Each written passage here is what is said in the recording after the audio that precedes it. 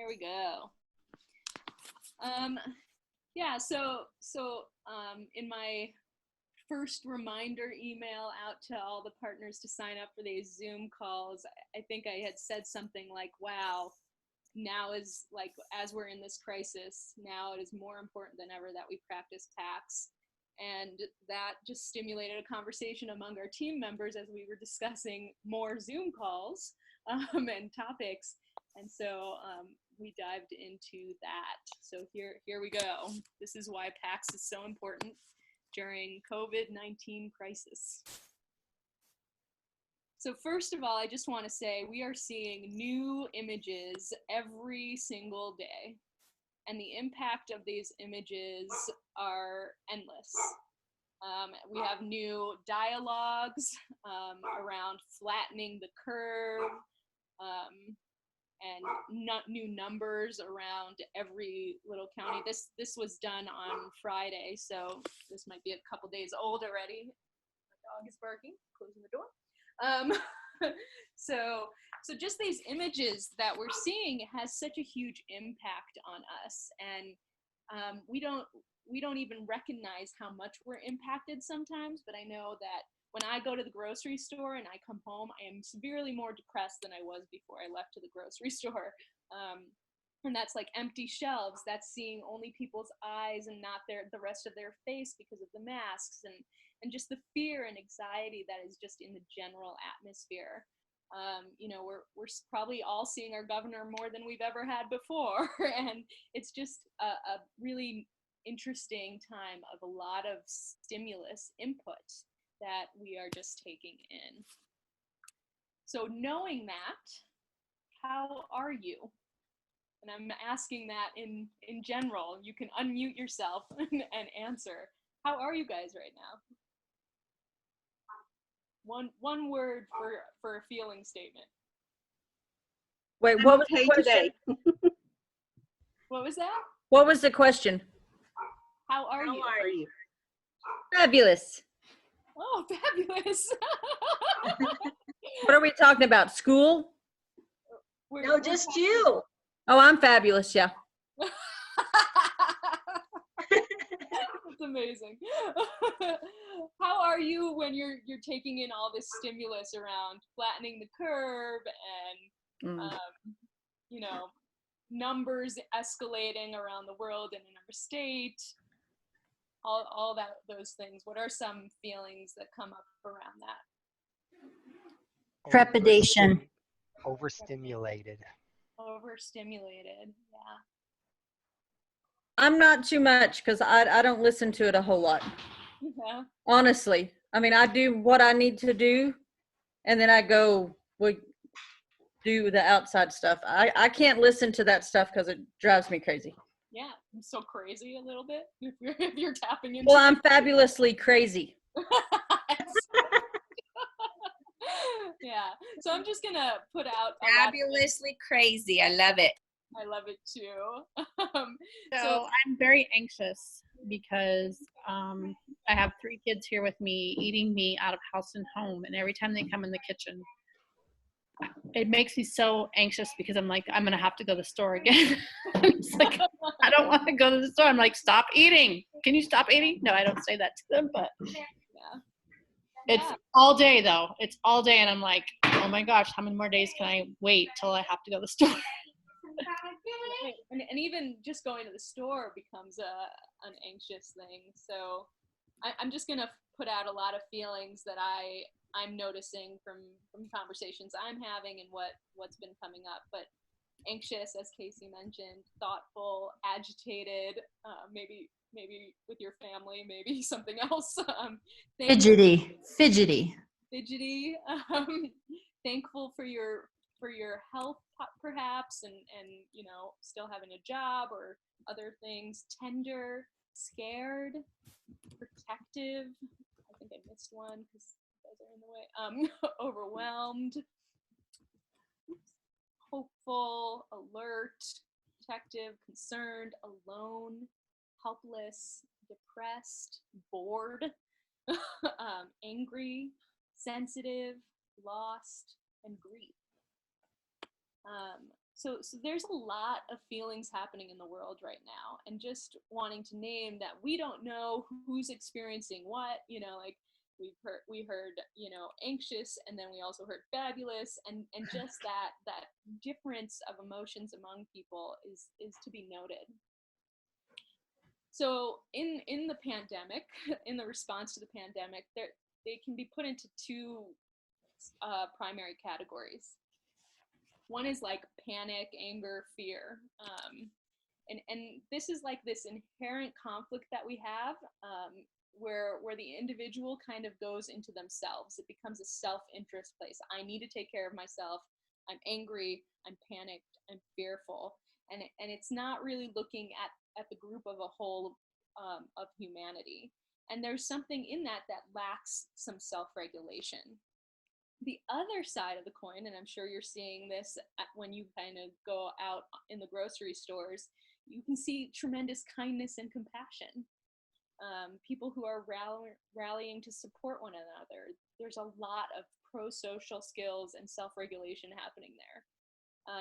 And I'm assuming that we're all just going to the grocery store at this point. And so these two experiences in the grocery store are really vivid.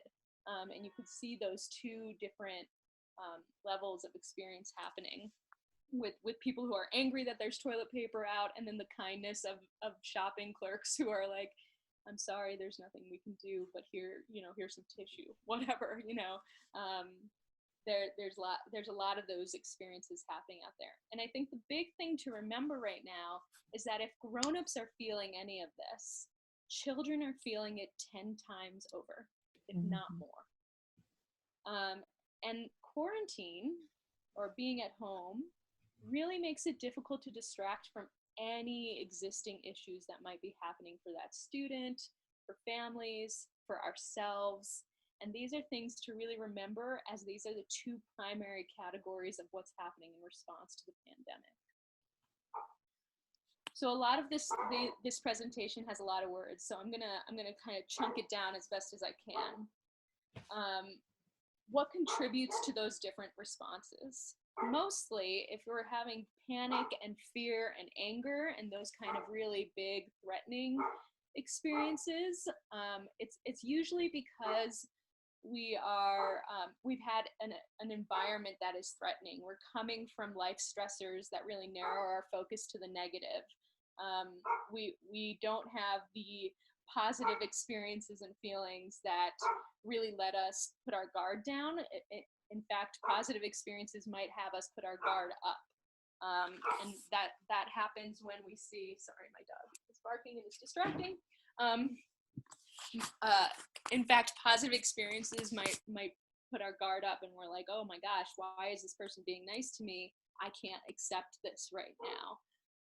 It becomes too risky to let people in. So really being aware of the students and families that we know are in different experiences of life right now, and how their focus might be negative and really narrowed to the negative, and therefore they might be experiencing more depression, more anxiety, really hard for them to pay attention to what's positive in their lives. But those who are focusing on mindfulness and compassion for themselves and others, as well as a focus on common humanity, they're more likely to have that kindness reaction, rather than reacting from that fear response. So that's what contributes to those different responses. Other contributing factors to this particular crisis that is something to consider. We don't know how long we're in this. We thought it was going to be 3 weeks. Now we're in it for almost 3 months from the beginning of this.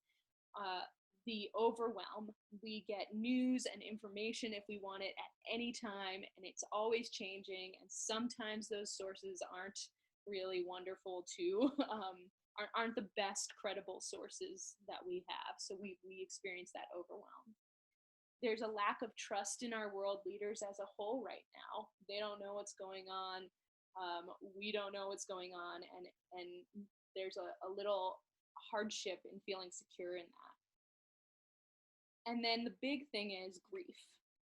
We have lots of grief going on right now. There's individual losses due to the illness. There's loss of employment. There's loss of routines and freedoms. There's a collective loss of safety where the world feels a little bit scarier right now.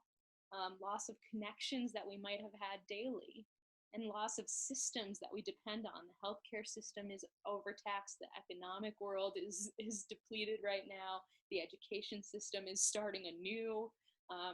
The loss of any sense of predictability or control or justice or belief that we are protected and able to protect our loved ones. This is a huge grief time right now.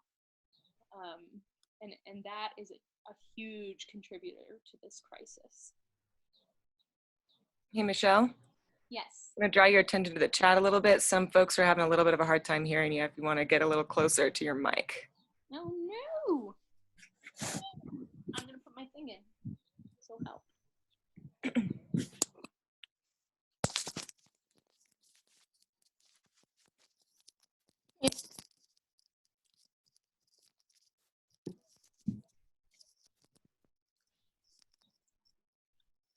My earphones are always very tangled. Is this way better? Way better.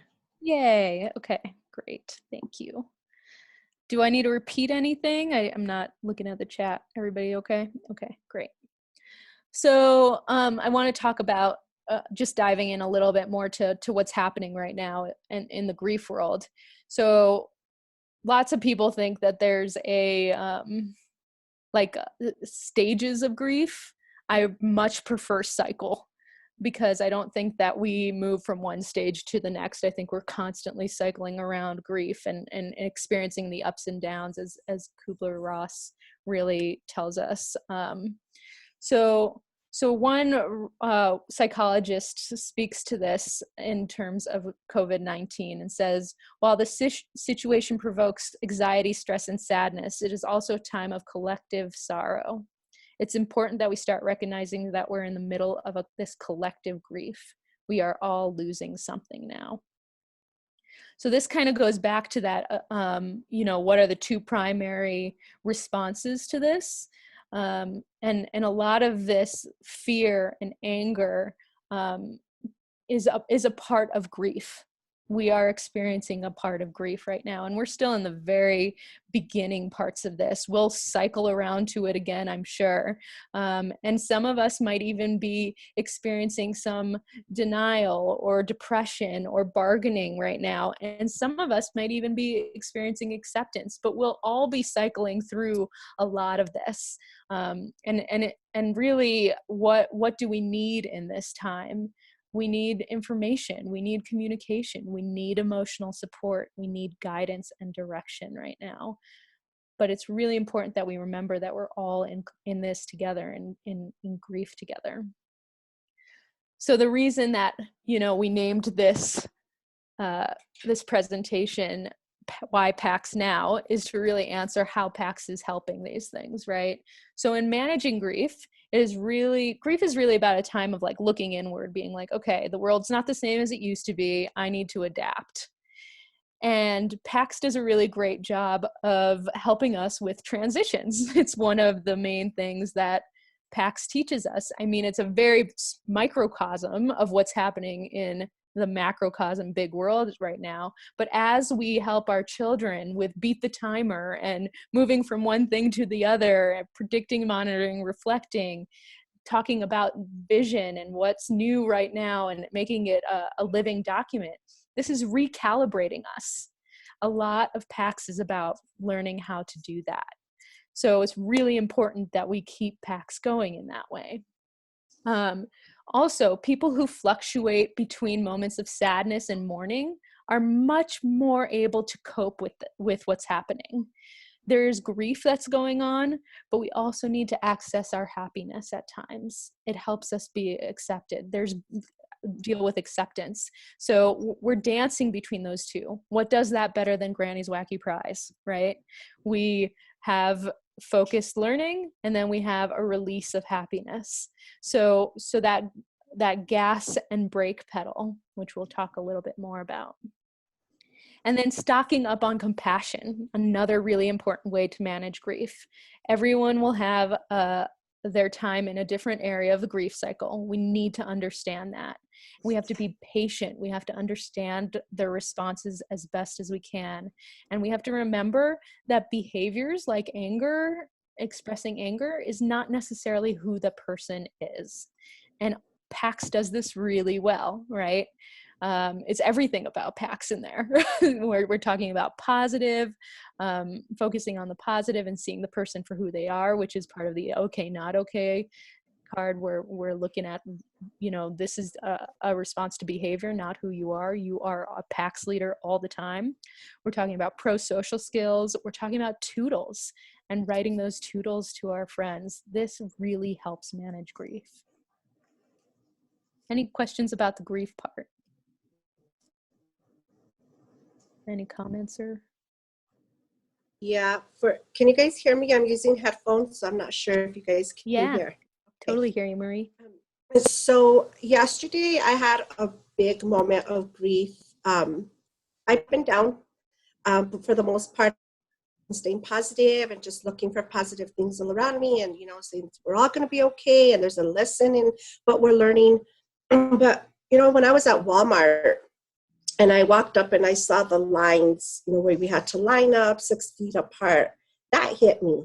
Mm-hmm. Then as I was standing there and I'm looking at the parking lot, and you see these elderly people sitting in the handicap parking area, and they're sitting in the cars with their grandchildren, maybe great-grandchildren, but they're sitting there, and the look on their faces, I wanted to cry, because I don't think they understand, to them, this is like, what is happening to my world right now?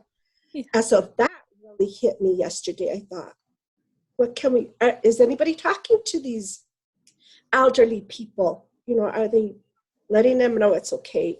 So for me, that really hit me, to see these elderly people that might not understand what might be happening in their world. Because it did. It hit hard. Yeah, thank you for sharing that, Marie. I'm reminded of a very similar experience of when this all hit, and I was entering a Walmart in Gallup. Kenzie and I were on the road, and just watching folks look at empty shelves and knowing they have no idea what to do. Mm-hmm.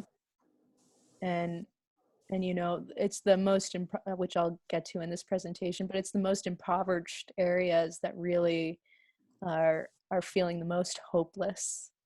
And yeah, we see the looks on people's faces, and that's probably the most impactful thing about this time. And that's where we get back into like, well, we can take the last roll of toilet paper, or we can look to the side and say, who might need this a little more? Yeah, thank you for your story, Marie. I appreciate that. And I was just thinking, with the social distancing and a lot of people that are close knit, to them is probably just the reality is not setting in for them, and it's really difficult for them to grasp that. Social distancing, staying away from your families, even your immediate family. And I think it's kind of taken a toll on some of them. And, I read about things that are happening out there. But with me, I've always been an introvert. So me being home all the time is something I do normally. So with me, it doesn't really bother me. I might get up, and I've always called in for my groceries at Walmart. I always picked it up. And I would go to Sam's Club and do the same thing.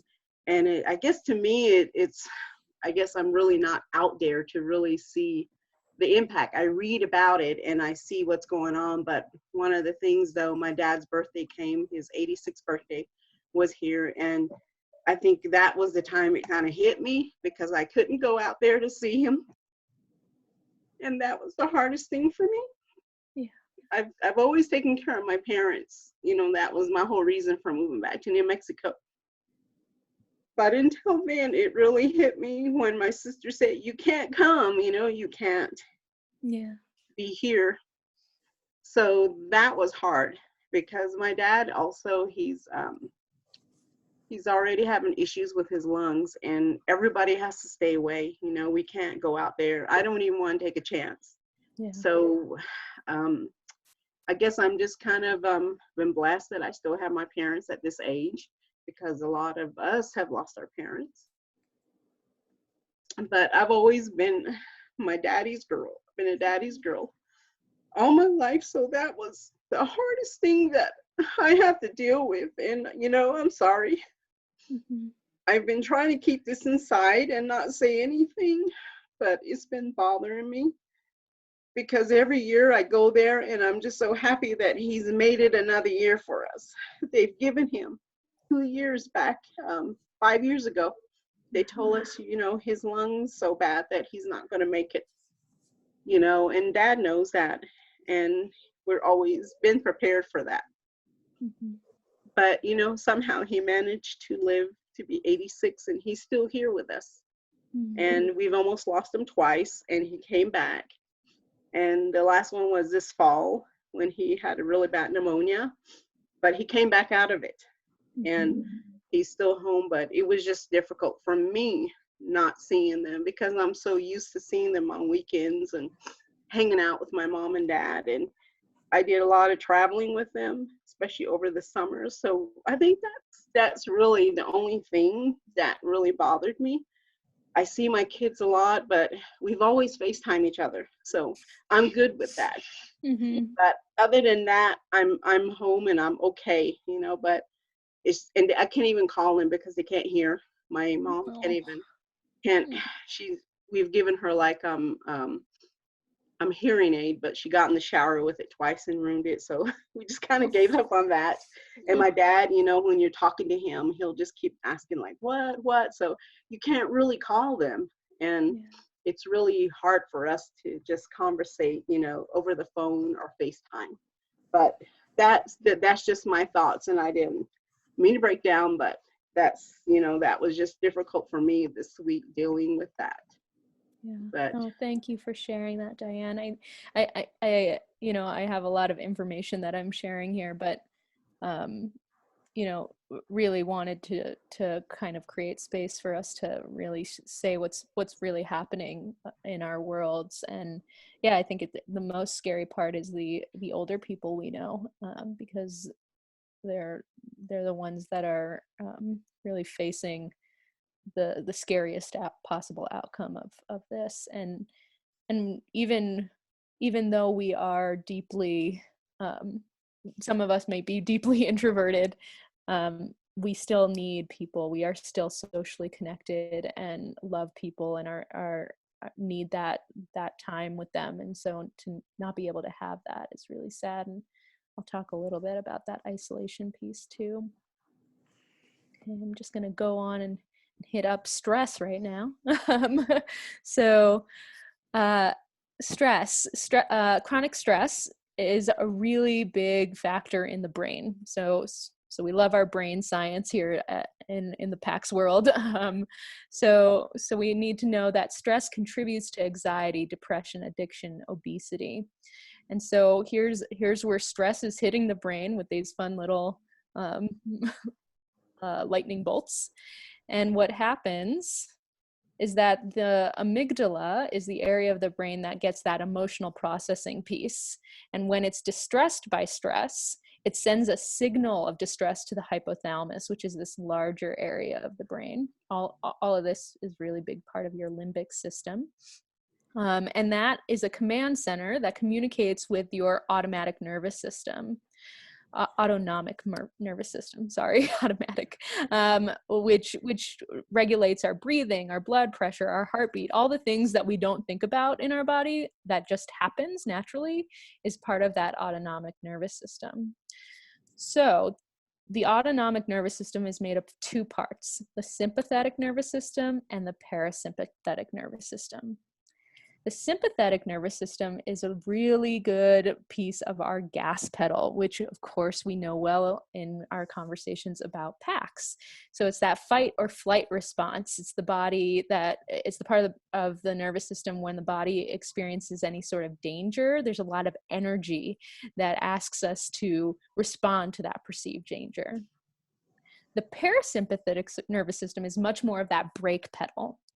And so it's the more rest and digest part of our nervous system. It's also our freeze response. It's the part of us that slows down. We always want to aim for the optimal level of arousal, which is something in between these two. So we want to, which is what we do all the time, is that with PAX, is what we do, that gas pedal and that brake pedal, Granny's Wacky Prize, harmonica, everybody's eyes on me, focused learning, and then we play. And so that dance between these two nervous system is our optimal level of arousal. Our responses to COVID vary and create a lot of unpredictability and lack of stability. We need self-regulation. We need PAX to stay in that optimal level of arousal. We need what we've learned in our classrooms about PAX, what our students are learning about the gas pedal and the brake. We need them to practice this now more than ever. Now to talk about that isolation piece. So with isolation, people get lethargic without the positive inputs that they usually have in the world. And lethargy brings on depression and anxiety, and it's only compounded by the fact that we have no idea when this is going to end, and it's really ambiguous. There's also a correlation between perceived social connectedness and stress response. So even just knowing that you have someone you could count on, whether they're physically present or not, really makes a difference in our lives on the stress response and the isolation feeling. So these Zoom calls, I'm not physically there, but I love connecting with you guys and I feel connected to you, and that lessens my stress on a regular basis. Chronic social isolation, because we don't know how long this will last, can actually create a risk of mortality by 29%. And that may be because, and is likely because, social contexts really buffer the negative effects of stress. So we really need to keep an open mind about isolation and stress, and what can we do to combat that.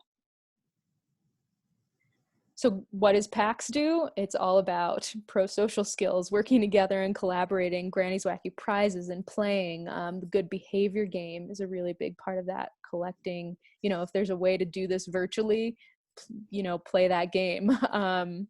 Also, if you have played the game, help your students remember what it was like to play that game and work together as a team.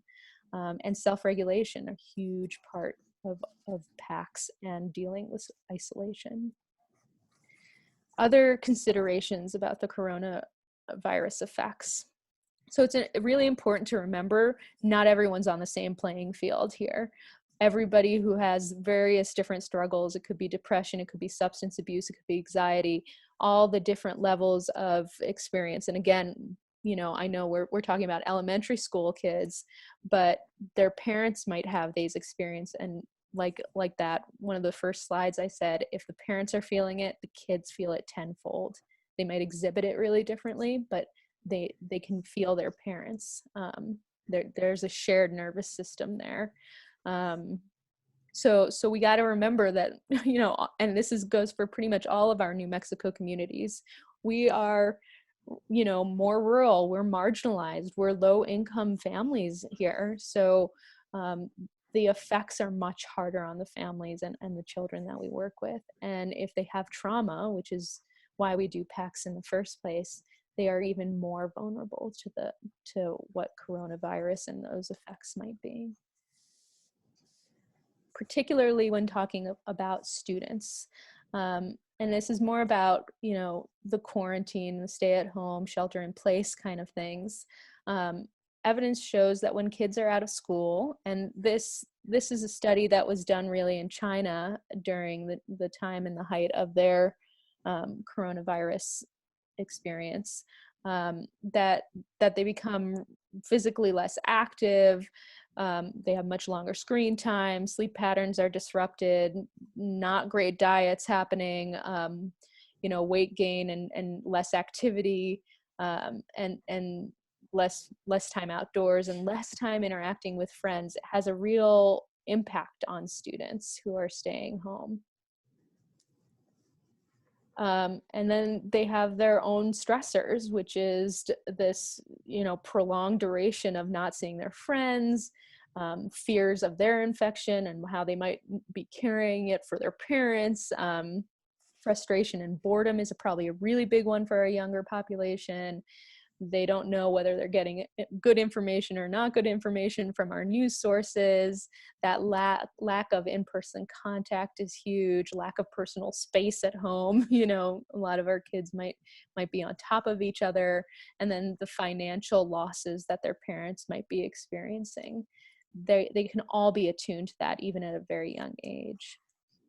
So studies show that post-traumatic stress, and this is a study that was done in China at the height of the coronavirus, that's post-traumatic stress scores were 4 times higher for children who were quarantined than not quarantined. The interaction between lifestyle changes and pro-social stress caused by home confinement can also aggravate and make more detrimental effects happen for children who are already struggling with physical and mental health issues. And then it just becomes a cycle of their stress levels. So what helps? A psychologist actually long time ago studied the something called collective everescence, which I love. And I love this picture. We are all in this together. This is actually from my hometown, Cleveland, which just made me want to put it in the slides more. But to just name that, there's something that happens in the collectiveness.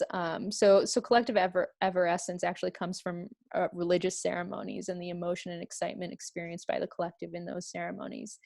But more studies showed that this actually applies to any collective experience. And coronavirus has made us more globally connected than anything ever has. We might have thought climate crisis might have done that, but there were, lots of different camps on that. Coronavirus is one camp. As humanity, we are all experiencing the rise and fall of emotions of this time. And it's really reinforcing that we are part of something much bigger than ourselves. We are part of the world here. And so a big part of what we need to think about is feeling connected and giving support, which is so much part of that underlying part of what PAX is about. It creates a lot more resilience, and we can still be rallying with one another and making the best out of certain situations as much as we can. One trait that predicted long-term psychological health is optimism. So they actually studied this with prisoners who were in isolation and experiencing some pretty harsh experiences. Their thought of, I will get out of this no matter what, no matter how bad things get, there is an end in sight. And their psychological health was much better after the war or whatever experience that they were in. So optimism is a big part of PAX as well. And then, of course, creating as much structure and predictability as you can with the pieces of your life that you do have control over. So something that, Kate mentioned earlier today with the PAX at Home Zoom call is really creating a schedule. Do as much predicting and visioning and all the things that you can help your parents do at home that are very PAX would really help at a time like this. So why PAX now? And maybe I'll take a little break to actually see if anyone has any questions, if there's anything on the chat. No questions on the chat, just really beautiful sharing. Oh, nice, great. Oh, I want to read that.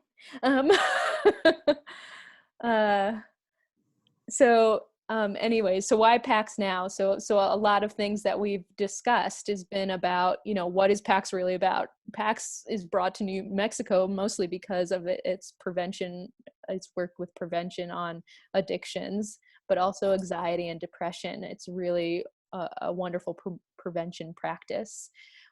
Trauma-informed care for our traumatized students. Trauma is activated even more now. If we have previous experiences of trauma, we can feel that triggered in any trauma that the world is facing.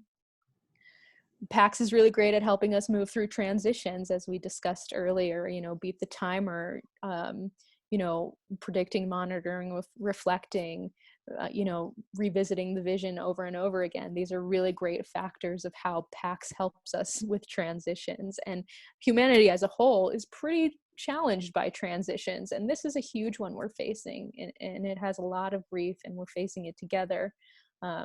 So our practice of PAX really would help us know how to transition as best we can. One of the things that is also recommended is, you know what, I'll get to that in a second. Pro-social skills combats isolation, which is a huge part of what we're all facing here. So we know that we can connect with folks because of our practice of PAX, but even more reason to try and give your kids a call, send them a text, an email, whatever way you can, write them a tootle and mail it. Different communities have different struggles about how you as a teacher can communicate PAX with your students right now. But find a way, because that isolation and that pro-social skill amplification is really important during isolation. And then, of course, PAX is all about creating consistency, reliability, and a predictable world. Your students have come to trust you as teachers. And that's huge in a world that is really untrustworthy right now, and we don't know what's happening, and there's so much ambiguity. And you're a reliable adult for them. You're a consistent adult for them. Just because we're separated right now doesn't mean that goes away. You'll always be that for them. And PAX is really about you becoming a reliable and consistent adult and creating a predictable world for them. PAX is also about focusing on the positive. I mean, it's about peace, productivity, health, and happiness, right? So right now it's really easy to tunnel ourselves and dig a hole into what's happening in the world. But we need that lightness. We need that positivity. We need to hear how we are PAX leaders, and we have a place in this world, and we have to be optimistic in order to make it through. And then, of course, self-regulation in times of stress, that gas and brake pedal for that optimal level of arousal. Self-regulation is huge.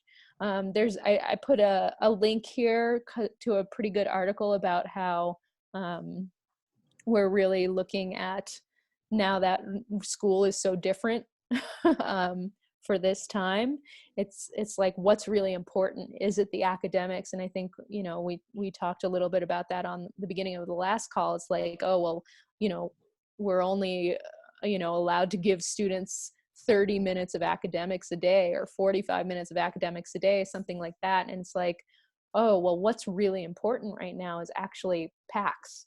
It's actually self-regulation, because kids are feeling what's happening in the world. And so that article really addresses that.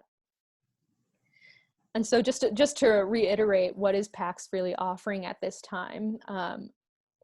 It's okay to be distracted and entertained, and even to laugh. And so a Granny's Wacky Prize is really important. Again, if you think about, that balance, finding that gas and brake pedal. If you think about feeling connected, it's a Granny's Wacky Prize. If you're thinking about, what balances out my worry and stress and isolation, it's the joy. I need the element of joy.